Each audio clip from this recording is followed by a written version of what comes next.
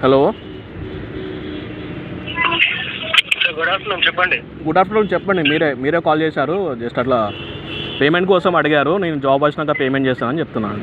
Okay. అవును sir, ఇప్పుడు already మీరు రిటర్న్ డిలే పెట్టుకుని మళ్ళీ ఇప్పుడు జాబ్ వచ్చినాక అంటే మాకు ఇక్కడ యాక్సెప్ట్ చేయరు కదా సార్. చెప్పండి. ఓకే అండి. ఓకే, యాక్సెప్ట్ చేయకపోవడం ఓకే. నాకు ఇక్కడ జాబ్ లాస్ ఉంది. నాది ఆల్రెడీ మీ ప్రతి 3-4 మంత్స్ నుంచి నేను అప్డేట్ ఇస్తూనే ఉన్నా. ఈవెన్ దో ఇంటర్వ్యూస్ కూడా అటెండ్ అవుతున్నా.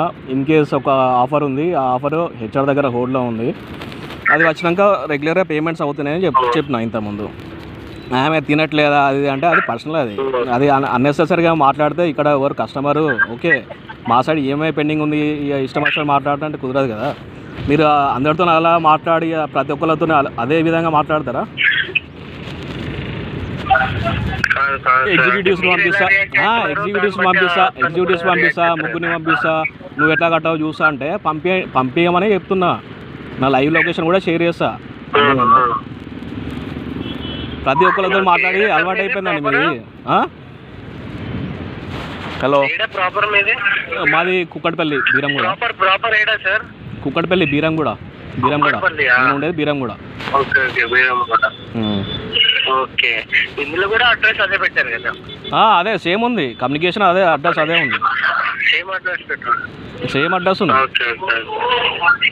ఎందుకు సార్ చేసుకుంటే అయిపోతాయి కదా సార్? మొత్తం కూడా కాదు, ఒక్క ఏమైనా చేయండి కదా. చూడండి, మీ పేరే బటన్ ఉంటుంది, మీకు బటన్ ఉంటుంది కదా. అదే అండి, చూడండి, యాజ్ ఏ ఫ్యామిలీ మ్యాన్గా నాకు 2 kids ఉన్నారు. అర్థమైందా?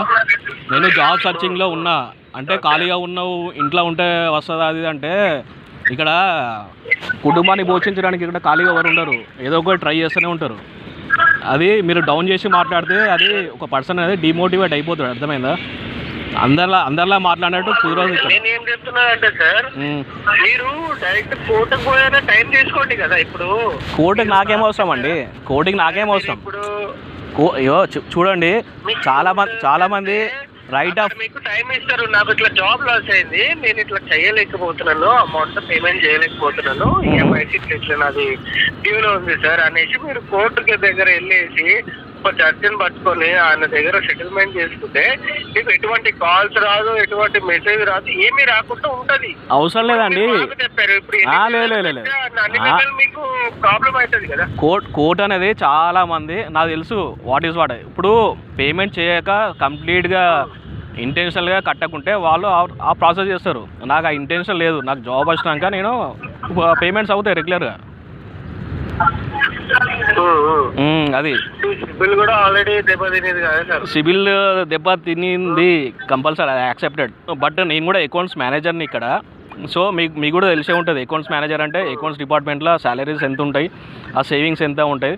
నాది ఆల్రెడీ ఒకటి ఆఫర్ ఉంటే అది లేదు, మిస్ అయిపోయింది. అది దానికోసం వెయిట్ చేస్తున్నా. అది మీరు ఎప్పటిదాకా చేయగలుగుతున్నారు పేమెంట్? చూడండి కదా సార్, అట్లీస్ట్ ఒక 15 లోపల అయినా మీరు అట్లీస్ట్ ఒక ఈఎంఐ అయినా పుష్ చేస్తే మేము హ్యాపీ, మీరు హ్యాపీ కదా. అది ఓకేనా చెప్పి మాట్లాడేసి క్లోజ్ చేసినారు, అట్లీస్ట్ 1 ఈఎంఐ అయినా క్లోజ్ చేస్తా అనేసి. లేవండి, నేను ఆ ఉద్దేశం ఉంటే లాస్ట్ ఏజెన్సీ వాళ్ళే ట్రై చేసి నా దగ్గర ఉంటే కట్టినాను. నా ఫుల్ అండ్ ఫైనల్ సెటిల్మెంట్ అది కట్టినాను. పిఎఫ్ ఉంటే పిఎఫ్ డ్రా చేసి కట్టినాను. ఇప్పుడు నాకు సోర్స్ ఆఫ్ ఇన్కమ్ సేవింగ్స్ ఏం లేవు. ఇప్పుడు జాబ్ వస్తేనే 1 by 1 సెటిల్ నాయి కూడా పేమెంట్స్ అన్నీ ఆగిపోయినాయి. సో నా ఇష్యూ అది. అక్కడ టెలికాలర్స్ని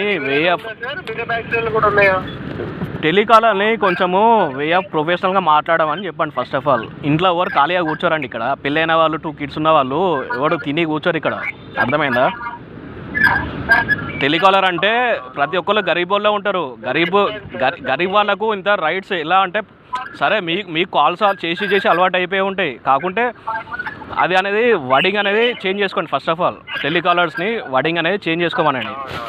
ఇంట్లో కూర్చొని తింటున్నారా, మనీ ఎట్లా వస్తున్నాయి అంటే అది అన్నెసెసరీ. ఎవరు ఇవ్వట్లేదు. అది ఇక్కడ కష్టపడితేనే మనీ వస్తాయి. ప్రాబ్లం ఉంది కాబట్టి ప్రాబ్లమ్ని సార్ట్ అవుట్ చేసుకోవడానికి ట్రై చేసుకోవాలి. అంతేగాని మీరు ఖాళీగా ఉన్నారా, ఇంటర్వ్యూ అటెండ్ అయితే ఎందుకు వస్తలేరు అది అంటే అది అన్నెసెసరీ. నా ఇప్పుడే కాదు జాబ్ చేసేది. యాజ్ ఏ అకౌంట్స్ మేనేజర్గా నాకు ఆఫర్ లెటర్ రాలేదండి. అదే బాధ. ఆఫర్ లెటర్ మెయిల్ వస్తేనే దాన్ని బట్టి ఇక 1 month టెన్యూర్ అయినాక మీకు ఇస్తారు కదా జాబ్. నాది అలా డైరెక్ట్ రౌండ్ అయిపోయింది. 45 days. 45 days అండి.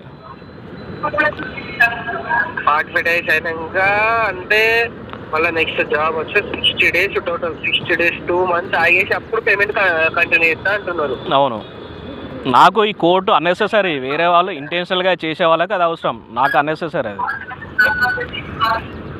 ఇంటెన్షనల్ గా అంటే ఇప్పుడు మీకు వేరే బ్యాంకులలో ఉంది, ఇలానే మీకు కాల్స్ వస్తుంది, ఇలానే హరాస్ అవుతుంది, ఇలానే అందరు మాట్లాడుతున్నారు అంటే నాకు చెప్పిన కోర్టుకు పోయేలా తీసుకోండి అనేసి. లేదు, నాకు హరాస్మెంట్ నాకు ఇది సింపుల్ అండి.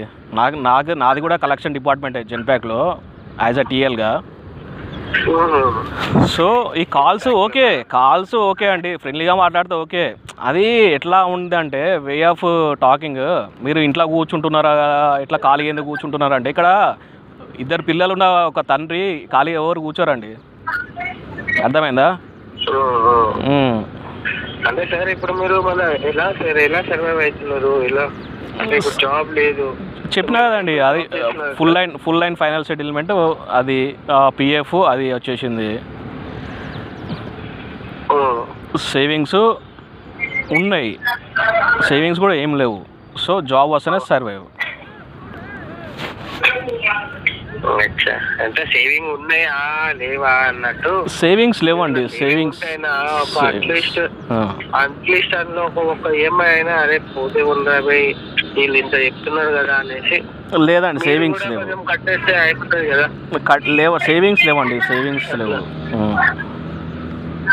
ఇప్పుడే ఉన్నాయి అని చెప్తున్నారు, మళ్ళీ లేవని చెప్పి. సేవింగ్స్ చెప్తున్నారు కదా.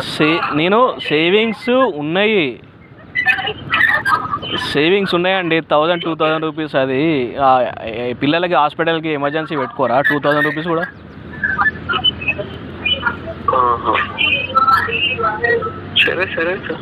అది ఈ కోర్టు అది సెకండరీ అండి. యాజ్ ఎ ట్యాక్స్ పేయర్గా నేను ఎంత అమౌంట్ ఉందో అంత పే చేస్తా.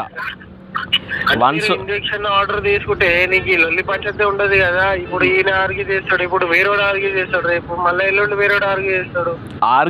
రోజు నీకు హ్యాబిట్ పెట్టర్ అయిపోతుంది, రోజు ఇదే నడుస్తుంది. ఎందుకంటే 1 month ఏమన్నా ఉంటే కంపెనీ ఉండొచ్చు, కస్టమర్ తో 2nd month వచ్చి ఇప్పుడు స్టార్ట్ చేస్తారు. తెలుసు అవన్నీ 30 days కదా, వాళ్ళకు కూడా రైట్స్ ఉండదు. తెలుసు అండి, ప్రతిదీ ఎక్స్పీరియన్స్ చేయాలి. యాజ్ ఇక్కడ ఏం కరోడ్పతిలము ఇట్లా తిని కూర్చోడానికి అన్ని చేతి కిందికి వస్తాయని కాదు కదా. As a middle class family అన్నీ ఫేస్ చేయాలి. ఫేస్ చేస్తేనే ఎక్స్పీరియన్స్ వస్తుంది. మీరు కాల్ చేస్తేనే మాకు కూడా మోటివేషన్ వస్తుంది. మనం కూడా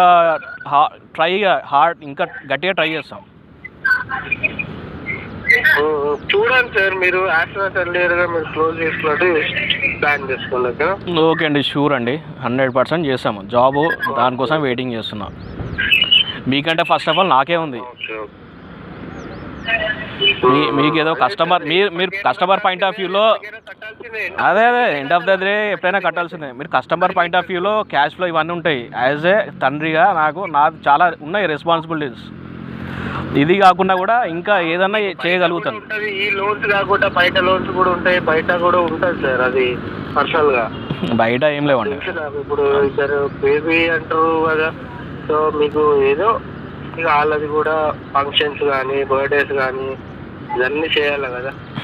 అవన్నీ సెకండరీ అండి. ఇంటి ఖర్చులు ఉంటుంది, నేను కూడా జాబ్ ఉంటాయని మాకు కూడా తెలుసు. కానీ అదే నేను కూడా ఎందుకు అంటున్నాము అంటే, ఇప్పుడు ఎంత తక్కువలో ఉంటే అంత తక్కువలో మీరు సెటిల్మెంట్ కావాలంటే కూడా నేను తక్కువలో మాట్లాడి క్లోజ్ చేపిద్దామని ఇంటెన్షన్ లో నేను చెప్తున్నాను. సరే జాబ్ లేదా ఓకే, మీరు ఏమైనా ఇంట్రెస్ట్ కి తెచ్చి కడతారంటే చెప్పండి, నేను 50% ఇచ్చి క్లోజ్ చేసేస్తాను. అకౌంట్ క్లోజ్ చేస్తాను మీకు మొత్తం. లేదు ఇంట్రెస్ట్ ప్రాబ్లమే ఉండదు. మీకు మనీ మీకు ఏది మళ్ళీ మీకు ఒక కాల్ రాదు, ఒక మెసేజ్ రాదు, మనీ తెచ్చి ఏది సెటిల్ చేస్తారంటే అది ఒక ఆప్షన్ ఉంది. అందుకోసమే కాల్ తీసుకొని ఇవ్వండి, ఎందుకు ఆర్గ్యూ చేస్తున్నారని కాల్ తీసుకొని మాట్లాడుతున్నాను ఇప్పుడు. అందుకోసం అదే ఓకే, ప్రాబ్లం అర్థం చేసుకో. ఓకే మీకు ఓకే, మీకు అర్థమైంది. మీకు చాలా అకౌంట్స్ ఉంటాయి, ఓకే అర్థమైంది. అది అనేది రాంగ్, అది రాంగ్. అది మాట్లాడతాను ప్లాన్ చేయండి సార్. ఓకేనా, నేను ప్లాన్ చేస్తానండి, నేను చెప్తున్నా కదా. మీరు ఎట్లా ఎంత త్వరగా కడితే మీకే మంచిది, మాకు కాదు కదా. అదే మాకే మంచిది. ఇది ప్రిన్సిపల్ అవుట్ స్టాండింగ్ అనేది పెరుగుతుంది, ఇక్కడ మన టోటల్ అవుట్ స్టాండింగ్ అనేది పెరుగుతుంది కదా. పెరుగుతుంది, నేను అదే చెప్తున్నా. నాది పీడబ్ల్యూసీలో ఆఫర్ స్టక్ అయిపోయింది. అదే ఇప్పుడు చెక్ బౌన్స్లు మీకు మంత్లీ ట్వైస్ చెక్ బౌన్స్ ఒకటి కూడా కాదు, ఎన్పిఎస్సీ అనేది. అవునవును, మంత్లీ 2 times చెక్ బౌన్స్ అవుతాయి, 15 days ఒకసారి 15 days ఒకసారి అట్లా. 3,000 అంటే మీ లోన్ అమౌంట్ బట్టి చెక్ బౌన్స్ పడుతుంది కదా. అవునండి తెలుసు, అవన్నీ తెలుసు. మనం ఏం చేయలేము కదా, దాన్ని బట్టి మనం ఏం చేయలేము. అది ఆటో డెబిట్స్ అవుతూనే ఉంటాయి, చెక్ బౌన్సెస్ అవుతాయి. సో అది అవుట్ స్టాండింగ్ ఎట్లా అయితే పెరుగుతుందో మీకే బర్డెన్ అవుతుంది మళ్ళీ, చార్జెస్ కానీ ఇది కానీ అది మొత్తం.